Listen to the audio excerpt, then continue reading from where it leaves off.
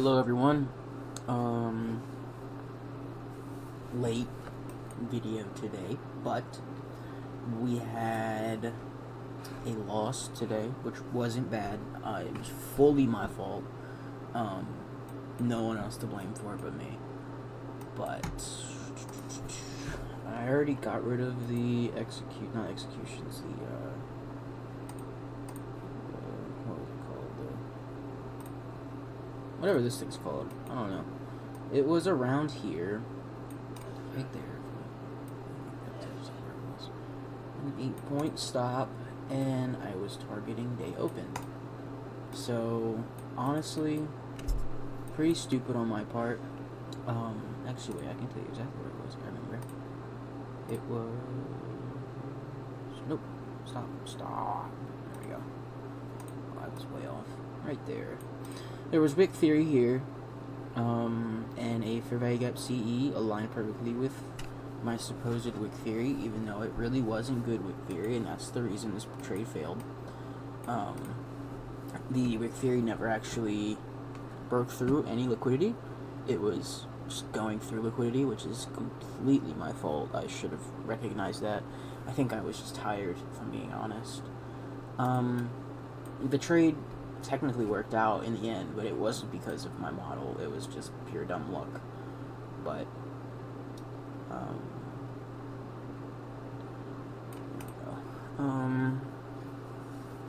I could have caught high of day and low of day, but I was not paying attention, so completely my fault. Let me go into the 1 minute and see what I mean. Let's get rid of this crap though. So, where is the first trade? It's right here.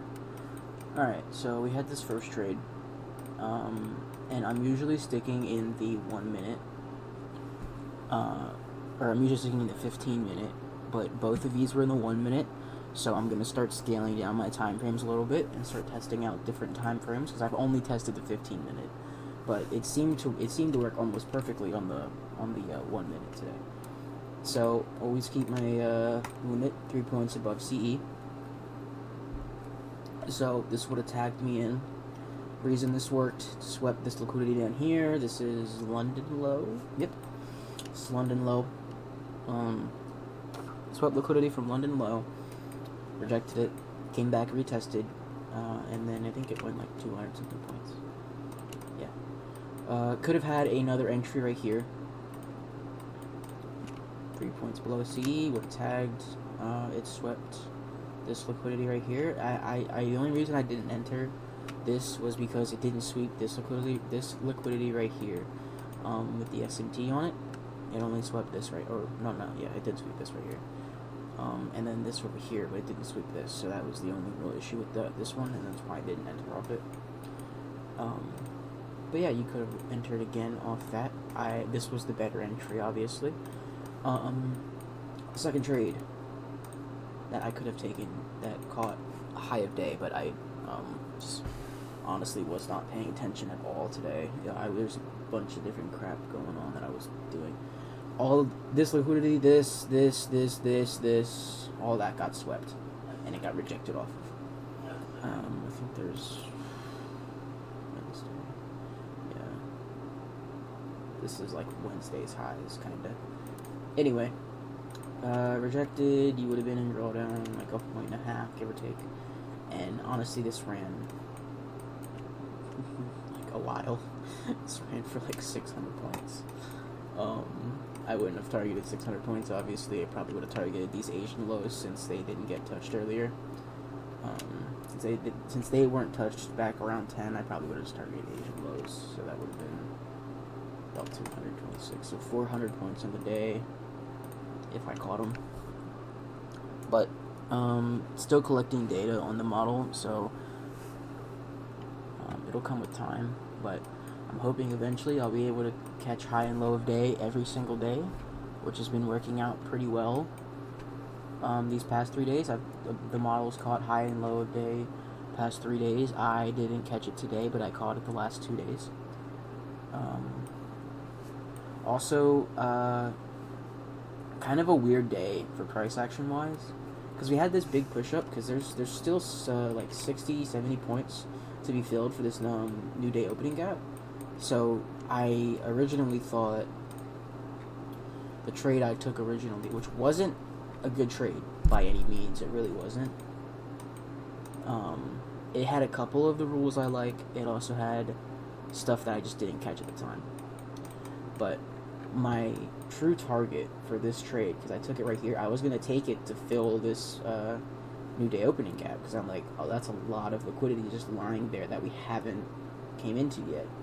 And I was a little confused when I saw around 4:30, give or take, we came up into it and we didn't completely fill it, which you normally see it once it... Normally, if it gets filled in London, or like if it goes in London, like if a new day opening gap or a new week opening gap gets touched in London, most of the time it gets filled, because London loves liquidity hunting. So that's why I thought this would have been filled, but it never did. I was like, okay, we'll probably just fill it in New York AM or New York PM. Not going to be filling it in New York PM. At least I don't think. It'll probably be Asian or London, but that's 540 points right there. Yeah, I was expecting that to get hit. Thing I've learned is never trade away from the draw and liquidity for the day. And the draw and liquidity for the day was this new day opening gap for me. So I was trying to find longs. My bias was long. Yeah, my bias was really just long all day. So I don't know if I would have taken, even though, okay, honest, I would have taken this, just because it fit all the criteria for a nice trade for me. The only thing I would have liked is one or two more extra confluences, like a standard deviation, a fair value gap, order block, something like that. But we had a lot of engineered liquidity up here. And I would have tried to use some standard deviations, but we honestly didn't have any that worked well enough, or just didn't have any in general that were like clean looking. Here, I'll go to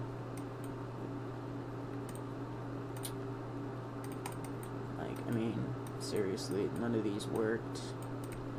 It was also just a bad day. There's a lot of like random little news things. Powell spoke, which is why we shot down so much like this, because he was saying how tariffs were going to affect us. If you took a trade just going off London lows, you would have been up a lot. But yeah, model caught high and low of day for 3 days in a row, which is insanely impressive to me. I won't be able to trade tomorrow, but I will look and catch and see if my model catches high and low of day based off the criteria for an entry for me. So I will still be collecting data even though I can't trade. I will be trading Friday, 100%. So I'm hoping to see the model catch high and low of day for this whole week, have the data on that going into next week, so I'm a little bit more prepared, because the only data I had going into this week was just backtesting data, which is not... I would rather have some forward testing data as well. But yeah, the loss wasn't... It was like a $200 loss. It's still a good day. I'm not worried about it. But future's looking up, especially for the model I have going. Need to experiment with other time frames. I've noticed it works better in higher time frames. I haven't really noticed it on like lower. I've noticed it, but not as to the extent I have on like the time frames that are 15 minutes and up, like 15, 30, an hour, 4, daily, weekly, stuff like that. Because I mean, you could find it on the weekly, the 3 month, and you could find it everywhere. Perfect example right here. I did not mark that box right. Perfect examples right here. You would have been in about 60 points drawdown. Keep in mind it's a weekly time frame, but you also would have got about 5,000. So, yeah, gonna do more back testing, gonna get more data, gonna experiment with lower time frames, probably 5 and the 1 minute. I don't think I'm gonna mess with the 3 minute, because I just don't like the 3 minute. So 5 and the 1 minute, just out of curiosity of how it differentiates between higher time frames.